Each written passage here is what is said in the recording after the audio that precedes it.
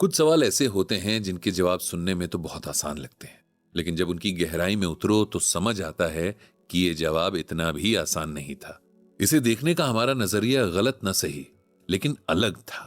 Life में कोई एक डिसीजन जो हमें उस टाइम पर सही लगता है, उसे कुछ साल बाद पलटकर देखें तो लगता है कि इस डिसीजन के अलावा भी बहुत कुछ और था जिसके बारे में सोचा जा सकता था। लाइफ की छोटी मोटी सिचुएशंस के प्रति जो हमारे रिएक्शंस होते हैं, वो मोमेंट गुजर जाने के बाद हमें लगता है कि इस पर हम किसी और तरीके से भी रिएक्ट कर सकते थे। इस तरह जाने कितनी बातों का बोझ हम अपनी आत्मा पर लाद कर चलते जाते हैं और फिर शिकायत करते हैं कि हमें कभी सुकून नहीं मिलता। श्रीमद् भगवत गीता हमारी अंतरात्मा से इसी बोझ को कम करती है। ब्रजभूषण जी और पंडित जी जब भी कहीं गीता ज्ञान का सेशन करने जाते हैं, तब एक बात हमेशा कहते हैं कि जितना हो सके उतना बोझ गिराते रहिए। जैसे हम कम से कम साल में एक बार दीपावली पर अपना घर साफ करते हैं, पुराना कबाड़ हटा देते हैं ताकि नई चीजों के लिए जगह बना सकें, उसी तरह हमें अपना मन भी टाइम टू टाइम साफ करते रहना चाहिए ताकि नए थॉट्स और एक्सपीरियंसेस के लिए जगह बनी रहे। मन को नदी की तरह होना चाहिए जिसमें पानी बहता रहे, तालाब की तरह नहीं जिसमें पानी जमा होते होते कीचड़ में बदल जाए। पंडित जी एक बार कहीं गीता ज्ञान का सेशन करने गए थे। इस सेशन में ज्यादातर लोग बड़ी एज के थे, मतलब 60 से ऊपर वाले थे। हमारी सोसाइटी में इस एज के लिए माना जाता है कि इंसान अब भगवान की भक्ति की तरफ मुड़ जाता है। हालांकि ये एक गलत धारणा है, क्योंकि भगवान की भक्ति के लिए कोई फिक्स टाइम तो होता नहीं। और ये भी तो एक बात बड़ा फैक्ट है कि जिंदगी के बारे में किसी को नहीं पता कि कब खत्म हो जाए। इसीलिए इंसान को भगवान की भक्ति के लिए अगले पल का भी इंतजार नहीं करना चाहिए। तो इस सेशन में जो लोग थे, उन सबके पास लाइफ का एक बहुत अच्छा खासा एक्सपीरियंस था और इस एज तक आते आते हर चीज के लिए हमारे परसेप्शंस परमानेंट हो चुके होते हैं, उन्हें बदलना बहुत मुश्किल हो जाता है। पंडित जी ने सेशन में शामिल सभी लोगों से पूछा कि आप गीता ज्ञान के जरिए अपनी लाइफ की किस परेशानी का हल चाहते हैं। ग्रुप में से एक लेडी जिनका नाम अर्चना था, उन्होंने कहा कि मैं एक सवाल का जवाब ढूंढ रही हूं, अगर आप मुझे गीता ज्ञान के जरिए बता सकें तो बहुत मेहरबानी होगी। पंडित जी ने कहा कि बताइए आपका क्या सवाल है। अर्चना जी ने कहा कि मैं कभी भी 2 मिनट के लिए भी अपने मन को शांत नहीं कर पाती हूं। हर वक्त कुछ ना कुछ मेरे दिमाग में चलता रहता है। बहुत कोशिश करती हूं मेडिटेशन करने की, लेकिन सब बेकार हो जाता है। क्या श्रीमद् भगवत गीता में मेरी इस प्रॉब्लम का भी कोई सोल्यूशन है?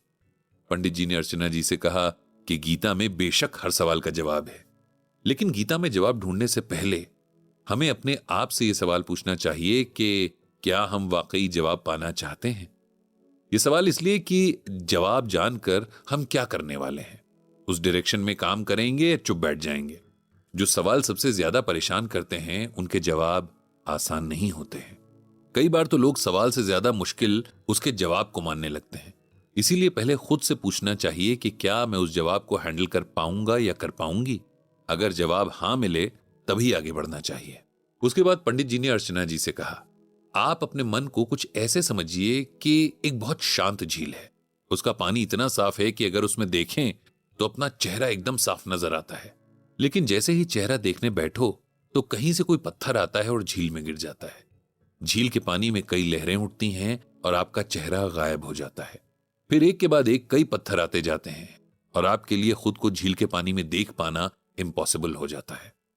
फिलहाल आपका मन उस झील की तरह ही है जिस पर आपकी यादों के, थॉट्स के, एक्सपीरियंसेस के और ओपिनियंस के इतने पत्थर पड़ गए हैं कि आपको अपनी शक्ल उसमें दिखाई नहीं दे रही है। तो गलती न झील की है न उन पत्थरों की है जो झील में हलचल मचा रहे हैं। यहां अगर कोई गलती कर रहा है तो वो आप हैं, क्योंकि सिर्फ आप ही हैं जो उन पत्थरों को रोक सकती हैं। गीता हमें इन पत्थरों को काटने के हथियार देती है, लेकिन हथियार चलाना तो हमें ही है। इसे ऐसे ही समझिए कि अगर आप जंगल में हैं और आपके हाथ में बंदूक है, आपको बंदूक चलानी भी आती है, लेकिन इसका फायदा आपको तभी मिलेगा अगर कोई जानवर आपके ऊपर हमला कर दे और आप उस वक्त बंदूक चला पाएं। पंडित जी ने आगे कहा कि मैं आपको एक कहानी सुनाता हूं। हम अक्सर सोचते हैं कि भगवान हमसे क्या चाहते हैं, हम ऐसा क्या करें कि वो हमसे खुश हो, हमारी सुध ले। एक बार एक बहुत बड़ा सेठ था। वो चाहता था कि उसके कमाए हुए पैसे दान पुण्य में इस्तेमाल हो। एक बार उसके शहर में एक बहुत बड़े साधु महात्मा आए। वो एक मंदिर में ठहरे थे। सेठ उनके पास गया और बोला, महाराज मैं कुछ दान करना चाहता हूं, आप मुझे बताएं कि कितना दान करूं। साधु ये सुनकर चुपचाप अपनी जगह से उठकर चले गए। उसके बाद अगले दिन फिर वो सेठ साधु के पास आया और बोला, महाराज, मैं मंदिर बनवाना चाहता हूं, आप मुझे बताएं कि मुझे कैसे क्या करना चाहिए। साधु ये सुनते ही आंखें बंद करके ध्यान में बैठ गए और आंखें खोली ही नहीं। सेठ बेचारा इंतजार करता हुआ थक गया और वापस लौट गया। अब अगले दिन वो सेठ सुबह सुबह उस मंदिर के बाहर पानी के मटके लेकर बैठ गया और जो आता उसे पानी पिलाता। इस तरह भरी दोपहरी में भी वो वहीं बैठकर लोगों की सेवा करता रहा। शाम होते होते वो थककर चूर हो गया और उसके सारे मटके भी खाली हो गए। तभी उसने देखा कि खुद साधु महाराज अपने हाथ में पानी का लोटा लिए आ रहे हैं। साधु महाराज उसके पास आए और उसे पानी पीने को दिया। ये देखकर सेठ खुशी से गदगद हो उठा। बोला कि महाराज, 2 दिन से तो आप मेरी तरफ देख ही नहीं रहे थे और आज आप खुद चलकर मेरे पास आ गए हैं। मैं इसकी वजह जान सकता हूं? संत बोले कि आज तुम समझ गए हो कि भगवान तुमसे क्या चाहते हैं, इसीलिए उन्होंने मुझे तुम्हारे पास भेजा है और तुम्हारी दिन भर की मेहनत भी भगवान के खाते में दर्ज हो गई है। तो हम सबको ये पता होना जरूरी है कि भगवान हमसे क्या चाहते हैं। अगर ये पता हो तो आगे की राह बहुत आसान हो जाती है।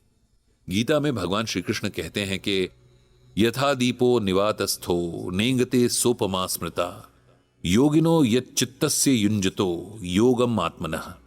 जिस प्रकार बिना हवा वाली जगह में दीपक की ज्योति झिलमिलाहट नहीं करती, उसी प्रकार से संयमित मन वाला योगी आत्मचिंतन में स्थिर रहता है।